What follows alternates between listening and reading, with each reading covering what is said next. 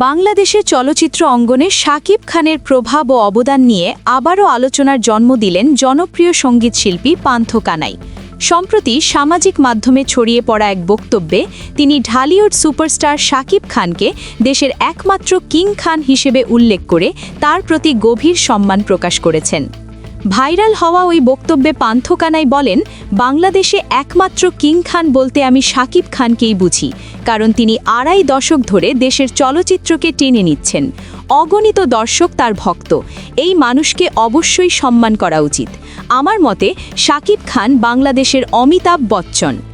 তার এই মন্তব্য মুহূর্তেই সামাজিক মাধ্যমে ছড়িয়ে পড়ে এবং নেটিজেনদের মধ্যে মিশ্র প্রতিক্রিয়ার সৃষ্টি করে।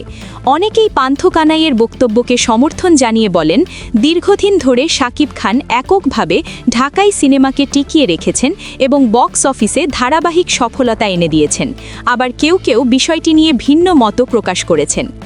বিশ্লেষকরা বলছেন, শাকিব খানের দীর্ঘ ক্যারিয়ার, ধারাবাহিক জনপ্রিয়তা এবং একাধিক সুপারহিট সিনেমার কারণে তাকে দেশের চলচ্চিত্রের অন্যতম প্রধান স্তম্ভ হিসেবে বিবেচনা করা হয়।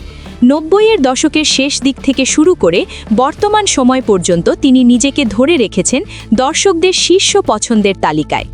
বর্তমান সময়েও শাকিব খান ব্যস্ত রয়েছেন একাধিক সিনেমার কাজ নিয়ে।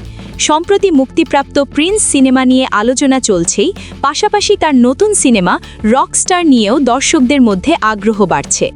সব মিলিয়ে পান্থ কানাইয়ের এই বক্তব্য আবারও প্রমাণ করল, শাকিব খান শুধুই একজন অভিনেতা নন, বরং বাংলাদেশের চলচ্চিত্র ইন্ডাস্ট্রির একটি শক্তিশালী ব্র্যান্ড, যাকে ঘিরে এখনও তৈরি হয় আলোচনা, বিতর্ক এবং অগণিত ভক্তদের ভালোবাসা।